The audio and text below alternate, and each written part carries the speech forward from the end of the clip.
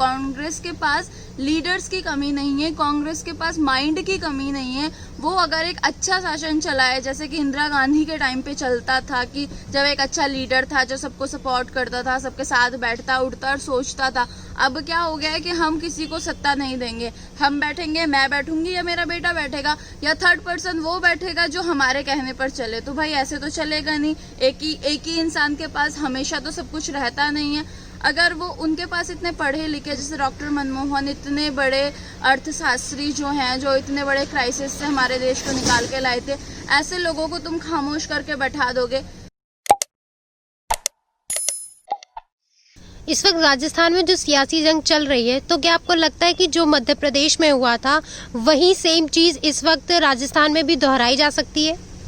Course वो ऐसे दोहरा ही जा रही है, जा सकती का तो कोई यहाँ पर मतलब नहीं बनता है। बिकॉज जैसा कांग्रेस अपने विधायकों के साथ करती आ रही है, क्योंकि कांग्रेस में ना एक लीडरशिप नहीं रह गई है जैसे पहले होती थी, कि एक लीडर था जिसके अंडर लोग काम करते थे।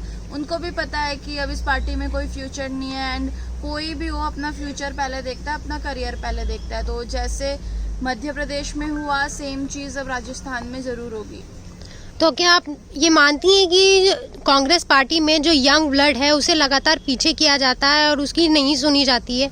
क्योंकि ज्योतिरादित्य सिंधिया ने भी यही आरोप लगाए थे और अब सचिन पायलट ने भी यही आरोप लगाए हैं। जी बिल्कुल ऐसा किया जाता है, क्योंकि वो जो माँ बेटा जो भी हैं वो कुर्सी छोड़ने के लिए ही तैयार नहीं है।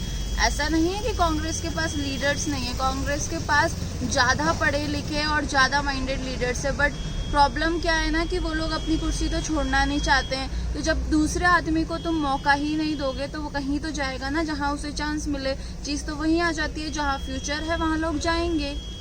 तो क्या ये खतरा जो महाराष्ट्र की सरकार है, क्योंकि वहाँ तो गठबंधन की सरकार है शिवसेना और कांग्रेस की, तो क्या ये खतरा वहाँ भी, क्योंकि अगर जहाँ पूर्ण बहुमत की सरकारें थी वहाँ पर इस तरीके से सरकार टूट गई, तो क्या गठबंधन की सरकार पर भी ये खतरा होगा?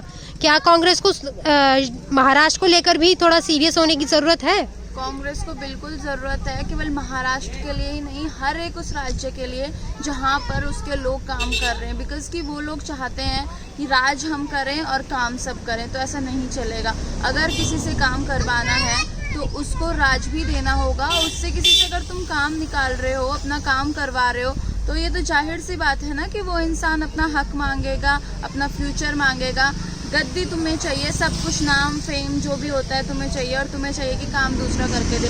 अगर ये बगावत चलती है तो पूरे राष्ट्र में उठेगी, क्योंकि बगावत जहाँ से उठती है उसके साथ साथ बाकी लोग भी कनेक्ट होते जाते हैं। एक जगह अगर सब कुछ सही होगा, जो लोग कांग्रेस छोड़ रहे हैं उनको अगर अच्छा फ्यूचर मिल जाता है बीजेपी में, तो उनको देखकर जो बाकी लीडर्स हैं वो भी सेम करेंगे। और ये चीज़ बहुत जल्दी होगी, क्योंकि अगर कांग्रेस अपनी ये नीति नहीं छोड़ती है, जो भाई भतीजावाद जो इन्होंने आपस में लगा के रखा है। हाँ, एक टाइम था इंदिरा गांधी का जब ये सब होता था, लेकिन अब ये सब नहीं है। कांग्रेस अकेला ये सब नहीं कर सकती है। उसे अपना आगे बढ़ने के लिए अपने लीडर्स को आगे लाना ही पड़ेगा। अगर वो अपने लीडर्स को आगे नहीं लाती है तो सारे लीडर्स उसको छोड़कर जाएंगे, और बहुत जल्दी वो दिन दूर नहीं होगा जब कांग्रेस खत्म हो जाएगी। अच्छा, कांग्रेस जो है जब मध्य प्रदेश में हुआ तब भी, और अब जब राजस्थान में हो रहा है तब भी लगातार बीजेपी पे सवाल खड़े कर रही है कि बीजेपी की वजह से उसके विधायक उसकी पार्टी को छोड़कर जा रहे हैं। तो क्या आपको लगता है कि जो कुछ भी इस वक्त, जो भी सियासी जंग जो है इस वक्त राजस्थान में चल रहा है, उसके पीछे कहीं ना कहीं बीजेपी का हाथ है? बीजेपी का देखो इसमें कोई हाथ नहीं है, क्योंकि सचिन पायलट ने पहले भी ये चीज़ साफ कर दी थी कि मैं बीजेपी के लिए नहीं छोड़कर जा रहा हूँ, या फिर मुझे बीजेपी ज्वाइन करनी है, मैं इसलिए नहीं जा रहा हूँ। उन्होंने अपना एक सिंपल सा पॉइंट रख दिया था, उनका आपस में जो कुछ भी उनका मैटर चल रहा था उस वजह से उन्होंने बोला था। जो बात मैंने अभी बोली कि कांग्रेस अब किसी पे तो एलिगेट करेगी ना, कि एलिगेशन तो किसी पे लगाएगी कि इनकी वजह से हमारे लोग जा रहे हैं। बट अगर उनकी वजह से भी तुम्हारे लोग जा रहे हैं तो कुछ तो तुम्हें खराबी होगी, जो लोग तुम्हें छोड़कर जा रहे हैं किसी नए के जगह। क्योंकि किसी नई चीज़ को, किसी उठती हुई चीज़ को हर कोई फॉलो करना चाहता है। ये पर्सनली भी हर कोई इंसान करता है, तो मुझे नहीं लगता कि लीडर्स कुछ गलत कर रहे हैं। अगर कांग्रेस को ऐसा लगता है तो उनका भी ये कहीं ना कहीं मानना गलत होगा, बिकॉज बीजेपी कुछ कर नहीं रही है। बीजेपी अपना काम कर रही है, खुद चल रही है, बढ़ रही है। अगर दूसरे लोग इंस्पायर होकर उनसे जुड़ रहे हैं तो ये तो उनका प्रॉफिट है, वो तो वेलकम करेगी ही हर किसी का। ये कमी कांग्रेस की है। अच्छा, कांग्रेस जो है, जो इस वक्त यूपी में जो कांड हुआ, विकास दुबे वाला जो भी केस है, उसमें कांग्रेस जो है लगातार वहाँ की सरकार योगी आदित्यनाथ पर लगातार उंगलियां उठा रही है, तो इस विषय पर आपका क्या कहना है? मेरा ये कहना है कि योगी आदित्यनाथ जो करते आ रहे हैं और जो कर रहे हैं वो बिल्कुल सही कर रहे हैं, क्योंकि सरकार की ये जो कागजी कार्रवाई में पड़ के आज तक ना तो कोई नियम बना है, ना ही किसी को न्याय मिला है। 6 साल तक निर्भया लटकी रही, जो सबसे बड़ा केस होगा शायद हम लोगों के लिए, लड़कियों के लिए तो खासकर।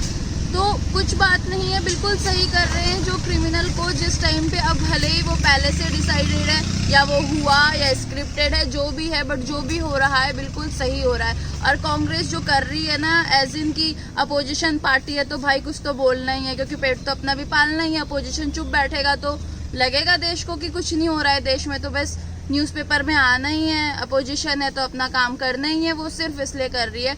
नथिंग, सब कुछ जो हो रहा है योगी जो कर रहे हैं बिल्कुल सही कर रहे हैं। तो आपको लगता है कि जो कांग्रेस है उसमें नेतृत्व की कमी है?